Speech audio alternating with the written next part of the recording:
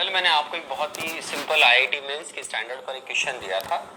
वो रिएक्शन थी A plus 3B converting into 2C. Average rate of disappearance of B provided 0.5 mole per liter per second. और मेरा question था average rate of disappearance of C and calculate rate of reaction. ठीक है, rate of reaction suppose मैं इसको R से represent कर रहा हूँ। तो जैसे लास्ट क्लास में मैंने बोला था, किसी भी रिएक्टेंट या प्रोडक्ट के रेट को अगर हम उसके स्टोइकोमेट्रिक कोफिशिएंट से डिवाइड कर देते तो रेट ऑफ रिएक्शन के इक्वल होता है, नहीं? तो ये rate of reaction minus delta A by delta T, coefficient is 1, minus 1/3 delta B by delta 3 T, 1/2 delta C by delta T. So rate of reaction we can easily calculate because minus delta B by delta T is provided, that is 0.5 mole per liter per second. So rate of reaction is 0.5 divided by 3 mole per liter per second, right? And rate of appearance of C, how we can calculate? Very easy, by this relation. So delta C by delta T is equal to 2/3 into minus delta B by delta T. Means हम average rate of appearance of C minus delta B by delta T की help से इस तरीके से calculate कर सकते हैं. तो फाइनली 2/3 इंटू 0.5 मीन्स 1/3 मोल पर लीटर पर second. Next part is rate law. ठीक है, किसी भी केमिकल रिएक्शन में रेट ऑफ रिएक्शन रिएक्टेंट की कंसंट्रेशन पर किस तरीके से डिपेंडेंट होती है, उसको हम इस एक्सप्रेशन में कंसीडर करेंगे. इसका नाम होगा रेट लॉ एक्सप्रेशन. ठीक है, rate law expression always determine with the help of experiments. बिना एक्सपेरिमेंट परफॉर्म किए हुए हम किसी भी रिएक्शन का रेट लॉ नहीं लिख सकते हैं. ठीक है, सपोज एक रिएक्शन कंसीडर कर रहे हैं हम.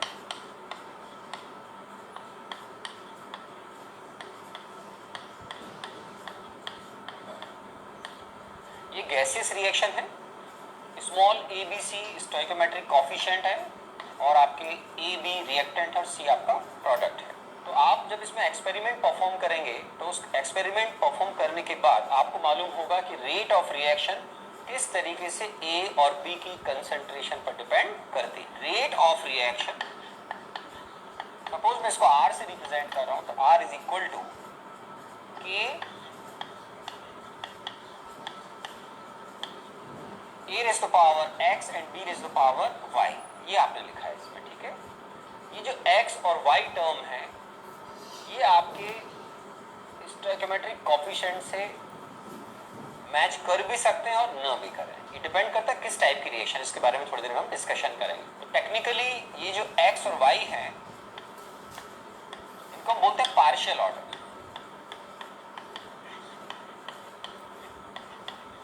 x का मतलब होता है order of reaction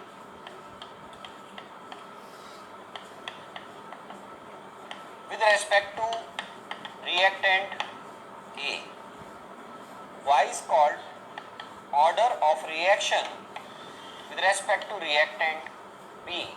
अगर मैं इन पार्शियल ऑर्डर का मैथमेटिकल सम करता हूँ that is called overall order of reaction. या इसको बिल्कुल सिंपल आप order of reaction बोल सकते हैं. ठीक है, order of रिएक्शन.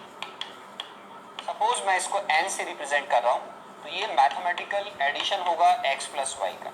तो ये जो x प्लस वाई है वो है आपका order of reaction.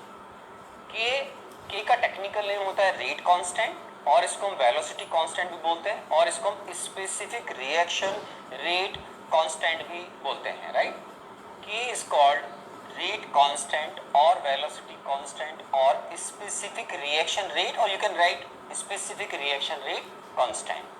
What do you mean by specific reaction rate constant? Suppose A और B जो इसमें आपके रिएक्टेंट हैं इनकी कंसंट्रेशन को अगर हम यूनिटी कंसीडर करते हैं 1m,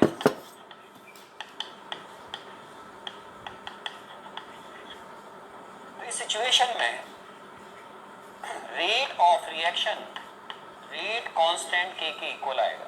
मींस जो रेट कांस्टेंट है आपका, जिसको हम वेलोसिटी कांस्टेंट भी बोलते हैं. वेलोसिटी कांस्टेंट क्यों बोलते हैं? क्योंकि ये रिएक्शन की स्पीड से इसका लिंक होता है। कभी भी K की वैल्यू अगर हायर होगी तो ये रिएक्शन की जो रेट है उसके हायर होने के फेवर में जाएगी, ठीक है। तो अगर आप A और B की कंसंट्रेशन को 1m कंसीडर करेंगे तो इस स्पेशल कंडीशन में रेट कांस्टेंट आपका रेट ऑफ रिएक्शन के इक्वल आएगा। Next is how we can interpret unit of rate constant K। Unit of K हम कैलकुलेट कर सकते हैं unit of rate of reaction की हेल्प से और कंसंट्रेशन की हेल्प से। देखिए ये जो x प्लस वाई है इसका मैथमेटिकल सम मैंने क्या बोला n, that is called order of reaction, ठीक है। तो अगर आपको कंसंट्रेशन की यूनिट मालूम है उसकी पावर आप रेज कर दें n, तो ये हो जाएगा मोल पर लीटर पर second, that is unit of rate of reaction. और कंसंट्रेशन की यूनिट की पावर हमने n ली तो होगा mole raise to power n and litre raise to power minus n। So overall unit of K का एक जनरल एक तरीके से आपके पास एक फॉर्मूला हो गया कि mole raise to power 1 minus n, litre raise to power n minus 1 and second inverse. ये आपके शॉर्ट नोट्स में हमेशा होना चाहिए क्योंकि आप कभी भी K की यूनिट को इंटरप्रेट करना चाहते हैं तो अगर आपको ऑर्डर ऑफ रिएक्शन मालूम है जो कि यहाँ पर n है तो आप इजीली इस K की यूनिट को आइडेंटिफाई कर सकते हैं। अगर आपको एग्जाम में कुछ ऑप्शंस दे रखे हैं जैसे आपने आईटी मैन से बोला 4 ऑप्शंस हैं तो उनमें से ऑर्डर के हिसाब से आपको बहुत इजीली आप K की यूनिट को सेलेक्ट कर पाएंगे। इसके लिए मैं आपको सिंपल एग्जांपल देता हूँ। जैसे मान लीजिए आप फर्स्ट ऑर्डर रिएक्शन की बात कर रहे हैं तो फर्स्ट ऑर्डर रिएक्शन का मतलब होता है जिसमें n का वैल्यू 1 होगा। अगर मैं सेकंड ऑर्डर बोल रहा हूँ it's mean value of n is equal to 2, और अगर जीरो ऑर्डर रिएक्शन तो उसका मतलब होता है वहाँ पर n की वैल्यू कितना हो जाएगा 0। तो हम जीरो ऑर्डर रिएक्शन के लिए अगर हम यूनिट ऑफ K देख रहे हैं तो ये बहुत इजी तरीके से हमने इसको इंटरप्रेट कर लेंगे इससे।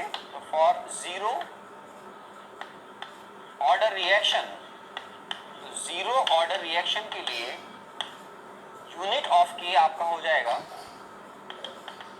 ऑफ K, आराम से देखिए आप n की वैल्यू 0 रखेंगे तो हो जाएगा मोल पर लीटर पर सेकंड। और जो आप ये देख रहे हैं मोल पर लीटर पर सेकंड ये आपके रेट ऑफ रिएक्शन का यूनिट भी होता है। तो अगर मैं इसको लिखता हूँ कि सर इस केस में ये unit of rate of reaction के इक्वल है तो ये आपके किसी भी एग्जाम में पूछा जा सकता है कि unit of rate of reaction किस ऑर्डर में यूनिट ऑफ K के इक्वल होता है, ठीक है।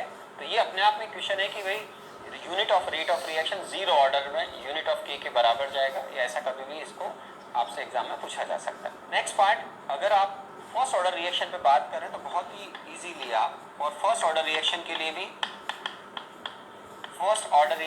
भी आप n का वैल्यू 1 लेंगे। तो यहाँ पर n का वैल्यू 1 है तो उसकी वजह से आपके पास यूनिट ऑफ K बहुत ही स्मॉल यूनिट आएगा सेकंड इनवर्स, या इसको आप मिनट इनवर्स या आवर इनवर्स में लिख सकते हैं, ठीक है।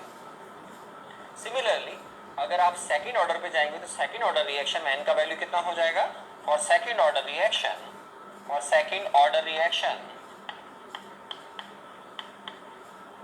n का वैल्यू कितना है 2। तो उसकी वजह से आप आराम से यूनिट ऑफ K लिख सकते हैं। आराम से देखें n का वैल्यू 2 रखेंगे तो मोल इनवर्स लीटर और ये सेकंड इनवर्स, फिर यहाँ पर आपने n का वैल्यू क्या रखा है 2। सिमिलरली आप थर्ड ऑर्डर रिएक्शन के लिए भी यहाँ n का वैल्यू 3 रख सकते हैं। तो यूनिट ऑफ Q हो जाएगा mole is the power -2, litre is the power 2 and second inverse. Next part is elementary and complex reaction. What do you mean by elementary reaction? कोई भी रिएक्शन जो सिंगल स्टेप में finish होती है उसको हम बोलते हैं एलिमेंट्री रिएक्शन। सिंगल स्टेप का मतलब है जिसमें रिएक्टेंट के मॉलिक्यूल्स का डायरेक्ट कोलिजन होगा या किसी मॉलिक्यूल का डायरेक्ट डिकम्पोजिशन होगा और वो अपने रेस्पेक्टिव प्रोडक्ट्स में कन्वर्ट हो जाएगा, ठीक है। तो एलिमेंट्री रिएक्शन का मतलब है सिंगल स्टेप रिएक्शन, और अगर इसमें रिएक्टेंट डायरेक्ट प्रोडक्ट में कन्वर्ट होते हैं तो इसका अंदर एक इम्पॉर्टेंट पॉइंट जो आपको ध्यान रखना होता है कि इसमें कोई भी इंटरमीडिएट प्रोडक्ट नहीं बनेगा। No intermediate product is form. Elementary reaction में डायरेक्ट रिएक्टेंट के मॉलिक्यूल से क्या बनेगा प्रोडक्ट, तो इसमें कोई भी इंटरमीडिएट प्रोडक्ट नहीं बनता है। अगर किसी रिएक्शन में इंटरमीडिएट प्रोडक्ट बनता है और वो फर्दर फिर अगली स्टेप्स में अगर रिएक्टेंट से रिएक्ट करके फाइनल प्रोडक्ट बनाएगा तो उसका नाम होता है कॉम्प्लेक्स रिएक्शन। तो कॉम्प्लेक्स जो रिएक्शंस हैं ये होती है multi steps reaction. Complex reactions means any reaction takes place in 2 or more than 2 steps। Multi step reactions, ठीक है ना। कोई भी रिएक्शन जिसमें कम से कम 2 एलिमेंट्री स्टेप्स होंगी या उससे ज़्यादा होंगी तो उसको हम बोलते हैं कॉम्प्लेक्स रिएक्शन। तो इसमें डायरेक्ट रिएक्टेंट के मॉलिक्यूल से आपका फाइनल प्रोडक्ट नहीं बनेगा। इसका मतलब इसमें कोई इंटरमीडिएट प्रोडक्ट जो इसमें नहीं बनता है एलिमेंट्री में, उसके रिवर्स में यहाँ पर कम से कम एक या एक से ज़्यादा इंटरमीडिएट प्रोडक्ट बनेंगे, ठीक है। Intermediate product is are form.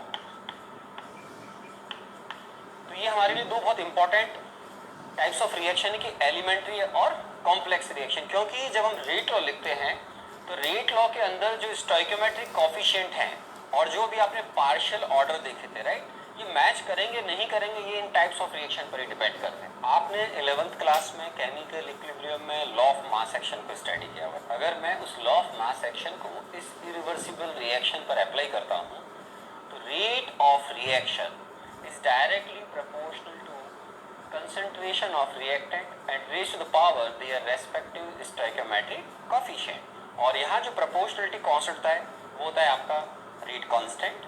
तो ये जो आपका R is equal to K A raised to the power A and B raised to the power B लिखा है आपने, ये है as per law of mass action given by Guilbert and Vogel, ठीक है।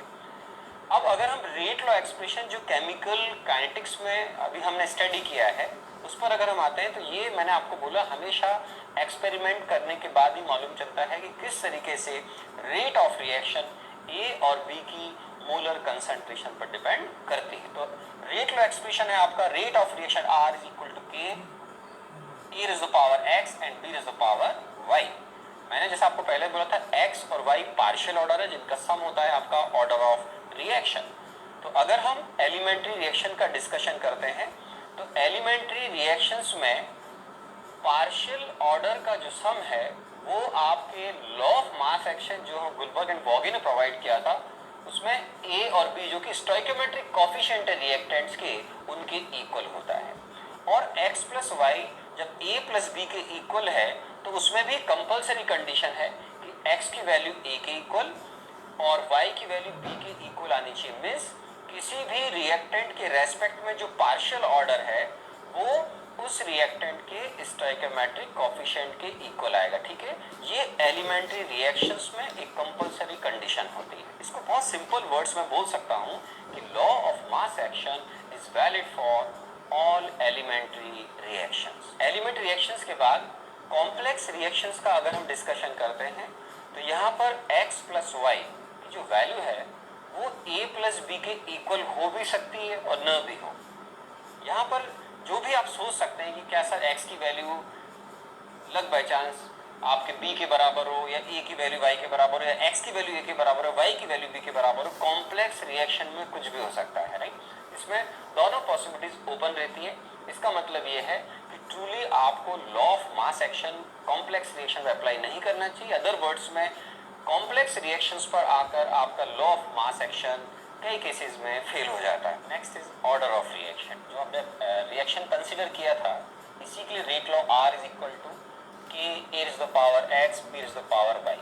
ये हमारा रेट लॉ एक्सप्रेशन जो मैंने अभी थोड़ी देर पहले बोला था कि ये एक्सपेरिमेंट परफॉर्म करने के बाद ही आप इसको आइडेंटिफाई कर सकते हैं। तो ऑर्डर ऑफ रिएक्शन जिसको मैं सपोज एन से रिप्रेजेंट कर रहा हूँ तो ये आपकी रेट लॉ एक्सप्रेशन में रिएक्टेंट की कंसंट्रेशन की जो पावर है जिनको आप एक्सपेरिमेंट परफॉर्म करने के बाद आइडेंटिफाई कर पाते हैं उनका ये मैथमेटिकल एडिशन है। तो order of reaction is simple सम है पार्शियल ऑर्डर का, ठीक है। पार्शियल ऑर्डर आपको रेट लॉ एक्सप्रेशन में रिएक्टेंट की कंसंट्रेशन की पावर के फॉर्म में नजर आएंगे। तो ये जो ऑर्डर ऑफ रिएक्शन है वो है x प्लस वाई। मान लीजिए अगर x की वैल्यू 0 है और y की वैल्यू 1 है, सिंपल फर्स्ट ऑर्डर रिएक्शन होगी। और x और y अगर दोनों 0 है तो ये हो जाएगा 0 ऑर्डर रिएक्शन। अब हम अगर ऑर्डर ऑफ रिएक्शन की बात करें तो जो हमारे साइंटिस्ट ने एक्सपेरिमेंट परफॉर्म किए उनके हिसाब से ऑर्डर ऑफ रिएक्शन 1 2 3 होते हैं, ऐसा देखा गया है।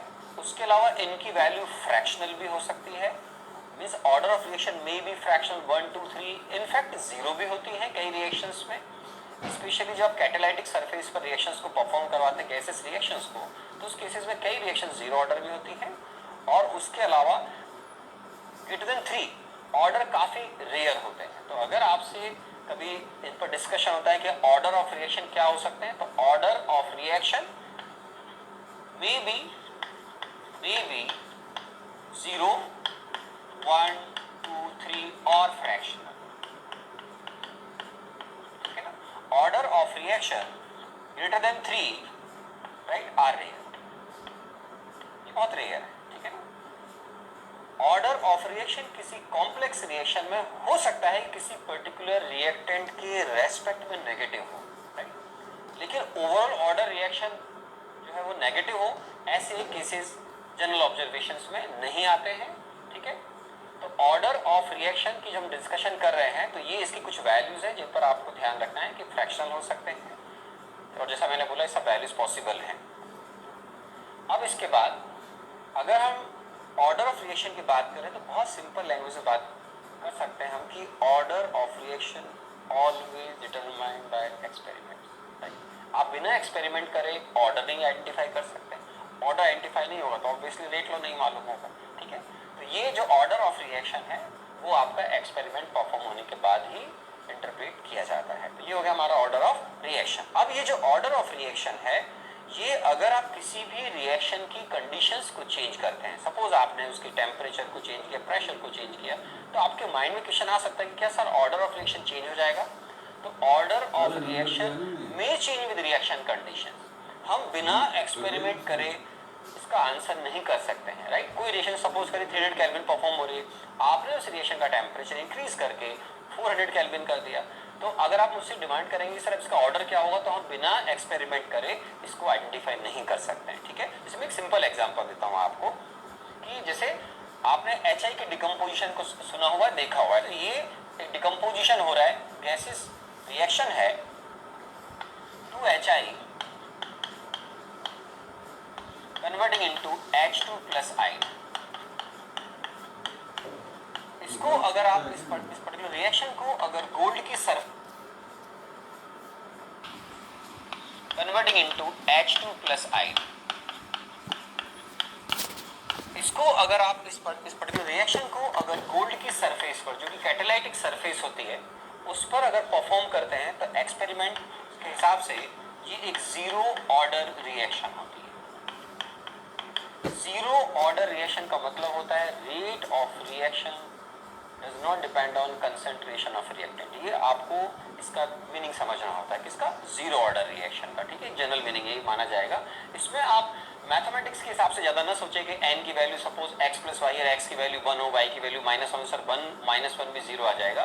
हम जीरो ऑर्डर रिएक्शन का जनरल इंटरप्रिटेशन ये करते हैं कि rate of reaction is independent to concentration of reactants. Zero order reaction है ये, लेकिन इसी रिएक्शन को अगर आप डायरेक्ट थर्मली डिकम्पोज करेंगे तो ये रिएक्शन एक सेकेंड ऑर्डर रिएक्शन आती है। ये आपको एक्सपेरिमेंट करने से ही मालूम चले, second order reaction.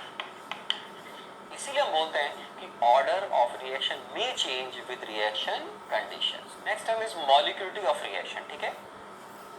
Order of reaction को आपने भी समझा, अब है मॉलिक्यूलिटी ऑफ रिएक्शन। इसको हम कैसे डिफाइन करते हैं, नंबर ऑफ रिएक्टिंग स्पीशीज।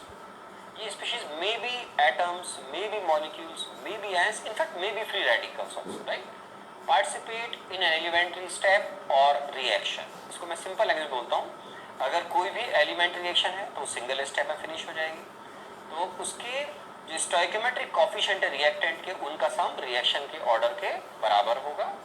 लेकिन अगर कोई कॉम्प्लेक्स रिएक्शन है तो कॉम्प्लेक्स रिएक्शन के अंदर 2 या 2 से ज़्यादा एलिमेंट्री स्टेप होंगे। Complex reaction is always multi step reaction, right. तो मान लीजिए इस कॉम्प्लेक्स रिएक्शन में 3 एलिमेंट्री स्टेप्स हैं, उसको हम ये देखेंगे कि उसके तीनों एलिमेंट्री स्टेप्स में कितने एटम्स, मॉलिक्यूल्स या फ्री रेडिकल्स या आयंस पार्टिसिपेट कर रहे हैं, ठीक है।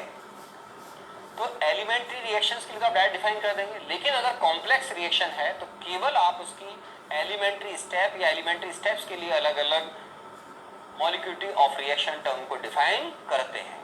अभी तक का जो ऑब्जर्वेशन है साइंटिस्ट का उसके हिसाब से molecurity of reaction may be 1, 2 और 3. molecurity of reaction जनरली 1 और 2 ज़्यादा होता है, 3 बहुत रेयर है. molecurity of reaction greater than 3 अभी तक ऑब्जर्वेशन में नहीं आई है. ठीक है, तो अगर हमसे क्वेश्चन किसी एग्जाम में पूछा जाता है तो हम बोलेंगे कि सर मॉलिक्यूलर ऑपरेशन की 3 ही वैल्यूज है, बस सिंपल 1, 2 और 3. मतलब या तो उसमें एक मॉलिक्यूल पार्टिसिपेट करेगा, उससे डायरेक्ट प्रोडक्ट बनेगा, that is called unimolecular element reaction. अगर 2 मॉलिक्यूल या आयन्स या एटम्स रिएक्ट कर रहे हैं तो हम बोलेंगे आपका बाई मॉलिक्यूलर एलिमेंट्री रिएक्शन. अगर 3 है तो हम उसको बोलते हैं ट्राई मॉलिक्यूलर एलिमेंट्री रिएक्शन. अगर मैंने लिखा है कि इसकी 3 ही वैल्यूज पॉसिबल है, इसका मतलब ये फ्रैक्शनल नहीं हो सकती इसकी वैल्यू. आप भी समझ सकते हैं कोई भी एटम फ्रैक्शनली कैसे रिएक्शन पार्टिसिपेट करेगा, ठीक है, या कोई आयन फ्रैक्शनली कैसे पार्टिसिपेट करेगा, तो इसकी वैल्यूज फ्रैक्शनल नहीं हो सकती, नेगेटिव नहीं हो सकती है, राइट. और 3 से ज़्यादा मैंने ऐसा बोला आपको ऑब्जर्वेशन में नहीं आया है. तो बहुत सिंपल आप याद रखेंगे कि वो 3 ही वैल्यूज हैं, या तो 1, 2 या 3. इसके अलावा और कोई वैल्यू इसकी कोई ऑब्जर्वेशन में अभी तक नहीं आई है. तो यह है मॉलिक्यूलरिटी ऑफ रिएक्शन. अब जैसा मैंने बोला कि अगर मैं कॉम्प्लेक्स रिएक्शन का डिस्कशन कर रहा हूँ तो कॉम्प्लेक्स रिएक्शन के लिए ओवरऑल इस कॉम्प्लेक्स रिएक्शन के लिए इस टर्म का ओवरऑल कोई मीनिंग नहीं है. Means molecularity does not make any sense for a complex reaction. अब देखिए थोड़ा और डिटेल में समझते हैं. For elementary reaction molecularity of reaction is equal to order of reaction. Order of reaction का था पार्शियल ऑर्डर का सम. ठीक है, मैं एक सिंपल एग्जांपल लेता हूँ कि अगर हम किसी भी रिएक्शन को यूनिमॉलिक्यूलर एलिमेंट्री रिएक्शन बोल रहे हैं, right. Unimolecular elementary reaction is a first order reaction. Suppose A converting into B plus C, तो मेरे माइंड में इसका इंटरप्रिटेशन जाएगा कि ए के डिकम्पोजिशन से डायरेक्ट बी और सी बन रहे हैं, इसमें कोई इंटरमीडिएट प्रोडक्ट नहीं फॉर्म हो रहा है. तो हम रेट और लिखेंगे R is equal to K means rate constant and a is the power 1 क्योंकि यहाँ पर डायरेक्ट a की मॉलिक्यूल प्रोडक्ट में कन्वर्ट हो रहा है. Another part is bimolecular elementary reaction. Bimolecular elementary reaction is second order reaction क्योंकि इसमें 2 मॉलिक्यूल पार्टिसिपेट करेंगे. अब अगर 2 मॉलिक्यूल पार्टिसिपेट कर रहे हैं स्टूडेंट्स तो दोनों बातें हो सकती है, दोनों मॉलिक्यूल एक जैसे हो या दोनों मॉलिक्यूल डिफरेंट हो. Suppose 2a converting into b plus c, क्योंकि आपने बोला बाई मॉलिक्यूल मतलब इसमें 2 मॉलिक्यूल एक दूसरे से कोलिजन करने चाहिए, रिएक्ट करने चाहिए, राइट. तो 2a converting into b plus c अगर आप लिख रहे हैं तो मेरे हिसाब से यहाँ पर मैं इंटरप्रेट करूंगा कि एलिमेंट्री रिएक्शन तो इसमें a के 2 मॉलिक्यूल के कोलिजन से प्रोडक्ट बनाया, तो r is equal to k a is the power 2. तो ये एक सेकंड ऑर्डर रिएक्शन है. दूसरा केस ये भी हो सकता है कि दोनों मॉलिक्यूल डिफरेंट है, तो ये हम लिखेंगे r is equal to k x and y is the power 1 1. तो ये भी एक सेकंड ऑर्डर रिएक्शन, इसमें x और y दोनों के रेस्पेक्ट मॉडल क्या है 1 1 है. ठीक है, तो इसी तरीके से अगर ट्राई मॉलिक्यूलर एलिमेंट्री रिएक्शन आप क्लेम कर रहे हैं तो ट्राई मॉलिक्यूलर एलिमेंट्री रिएक्शन का मतलब माना जाएगा कि उसमें 3 मॉलिक्यूल एक साथ कोलिजन करके प्रोडक्ट बना रहे हैं, इनके चांसेस बहुत कम होते हैं, तो उनको बोलेंगे third order reaction. Next complex reaction के लिए हम मॉलिक्यूलरिटी और ऑर्डर ऑफ रिएक्शन किस तरीके से देखते हैं. ये देखिए कॉम्प्लेक्स रिएक्शन है a plus 3b converting into c plus 2d. ठीक है, तो इसका मतलब क्या है, ए के 1 और बी के 3 मॉलिक्यूल्स इसमें रिएक्शन में पार्टिसिपेट कर रहे हैं. लेकिन ध्यान रखें कॉम्प्लेक्स रिएक्शन है मतलब मल्टी स्टेप रिएक्शन है. इसका मतलब बी के 3 मॉलिक्यूल्स और ए के 1 मॉलिक्यूल एक साथ रिएक्ट नहीं करेंगे. सपोज करिए इसमें 2 एलिमेंट्री स्टेप है क्योंकि कॉम्प्लेक्स रिएक्शन में कम से कम 2 एलिमेंट्री स्टेप होंगे, उससे ज़्यादा भी हो सकती है, हम 2 एज्यूम करें. एलिमेंट्री स्टेप नंबर 1, इसमें सपोज ए और बी के 1 1 मॉलिक्यूल रिएक्ट करके x प्लस सी बना रहे हैं. ठीक है, x हमारा फाइनल प्रोडक्ट नहीं है, इसका मतलब हम यहाँ मान रहे हैं कि x हमारा एक इंटरमीडिएट प्रोडक्ट है. इस स्टेप को मैं एज्यूम कर रहा हूँ कि ये फास्ट है, मतलब ये रिएक्शन रिलेटिवली फास्ट रेट से परफॉर्म हो जाती है. एलिमेंट्री स्टेप नंबर 2 में b के 2 मॉलिक्यूल x के 1 मॉलिक्यूल के साथ में रिएक्ट करके 2 मॉलिक्यूल्स ऑफ d को प्रोड्यूस कर रहे हैं. ठीक है, और ये स्टेप रिलेटिवली स्लो है. किसी भी कॉम्प्लेक्स रिएक्शन की जो स्लोएस्ट स्टेप होती है उसको हम बोलते हैं रेट डिटरमाइनिंग स्टेप. शॉर्ट में इसको बोलते हैं RDS. Rate of reaction is always controlled by RDS.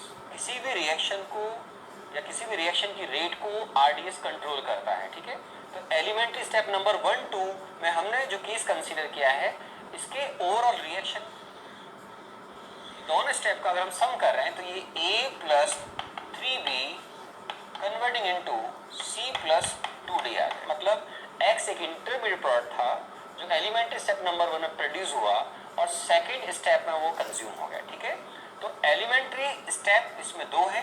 First elementary step में आप इसके लिए सेपरेटली बोलेंगे कि इसमें दो मॉलिक्यूल का कोलिजन हुआ है, तो order of elementary step number 1 molecularity of elementary step number 1 के बराबर होगी, तो कितना होगा 2।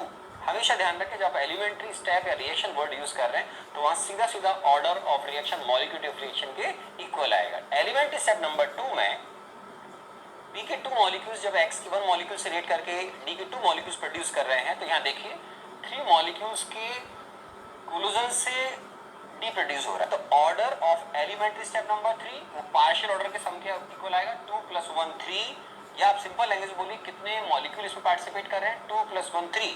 तो order of elementary step number 2 molecularity of elementary step number 2 के बराबर होगा और वो होगा 3, ठीक है। किसी भी कॉम्प्लेक्स रिएक्शन के लिए ऑर्डर डिफाइन होता है। हमारे आईआईटी के एडवांस में सिलेबस में नहीं, अदरवाइज हम आरडीएस स्टेप की हेल्प से एक कॉम्प्लेक्स रिएक्शन का ओवरऑल ऑर्डर कैलकुलेट कर सकते हैं, इंटरप्रेट कर सकते हैं। लेकिन किसी भी कॉम्प्लेक्स रिएक्शन के लिए हम मॉलिक्यूल टर्म डिफाइन नहीं करते। जैसे मैंने पहले ही बोला था, molecule does not make any sense for a complex reaction. मैंने दोनों एलिमेंट्री स्टेप को ऐड किया है, तो ये वापस वही रिएक्शन हो गया A + 3B convert to C + 2D। तो इसमें आप इस रिएक्शन की मॉलिक्यूल को 1 + 3 4 नहीं बोल सकते, क्योंकि मॉलिक्यूल टर्म केवल एलिमेंट्री रिएक्शन स्टेप पर डिफाइन है, ठीक है। तो हम ऐसा नहीं बोलते कि 4 मॉलिक्यूल का एक साथ कोलिजन हुआ प्रोडक्ट बनाए। तो आप इस कॉम्प्लेक्स रिएक्शन के लिए मॉलिक्यूल टर्म डिफाइन नहीं करेंगे। हाँ, अगर आपसे दोनों अलग अलग एलिमेंट्री स्टेप्स का मॉलिक्यूलिटी पूछा जाता है तो वो डेफिनेटली इसमें कितने मॉलिक्यूल पार्टिसिपेट कर रहे हैं उसको देखते हुए आप लिखेंगे यहाँ पर 2 और 3। मैंने आपको पहले बोला मॉलिक्यूलिटी की 3 ही वैल्यू होती है, 1 2 या 3, ठीक है। और इसमें जो आपने आरडीएस स्टेप बोला है, इसका ऑर्डर इस रिएक्शन में 3 है। जनरली आरडीएस का ऑर्डर रिएक्शन के ऑर्डर से मैच करता है, बट ध्यान रखें ये कोई कंपलसरी कंडीशन नहीं है कि ऑर्डर ऑफ रिएक्शन हमेशा आरडीएस के ऑर्डर से मैच करेगा, ये डिफरेंट भी हो सकता है। अब मैं आपको एक थ्योरेटिकल क्वेश्चन प्रोवाइड कर रहा हूँ जिसको आपको आराम से नोट करना है और फिर इसके आंसर प्रोवाइड करने हैं। Select correct statements. E part, molecularity of a reaction may be 0। Zero order reaction must be a complex reaction. C. If sum of partial orders is equal to sum of stoichiometric coefficients of reactants, then reaction may be a complex reaction. B part, if rate law of a reaction is represented by R is equal to K A raised to the power 3/2, then reaction may be an elementary reaction. आपको note करने के बाद इनको interpret करना है और इनका answer देना है। ये पार्ट देखिए, molecularity of a reaction may be 0। मैंने जैसा आपको क्लास में बोला था, मॉलिक्यूलिटी की 3 वैल्यू हो सकती है, 1 2 और 3। तो इसका मतलब 0 वैल्यू नहीं हो सकती। वैसे भी आप सोचेंगे तो किसी रिएक्शन में अगर 0 मॉलिक्यूल पार्टिसिपेट करेंगे रिएक्शन कैसे परफॉर्म होगी, इसका मतलब molecularity of reaction never be 0। ये स्टेटमेंट आपका गलत हो गया। B part, a 0 order reaction must be a complex reaction. Must word आ रहा है, बहुत केयरफुली देखें। 0 order reaction must be a complex reaction. आप जानते होंगे मैंने ऐसा बोला था कि एलिमेंट्री रिएक्शन के लिए पार्शियल ऑर्डर का सम उनके स्टोइकियोमेट्रिक कोएफिशिएंट के सम के इक्वल होता है। तो अगर कोई रिएक्शन 0 ऑर्डर है और हम इसको अगर नॉलेज के पॉइंट ऑफ व्यू से देखें तो 0 ऑर्डर रिएक्शन, मान लीजिए अगर एलिमेंट्री होता तो उसकी मॉलिक्यूलिटी 0 होती। मैंने अभी क्या बोला आपको, किसी रिएक्शन की मॉलिक्यूलिटी 0 नहीं हो सकती है।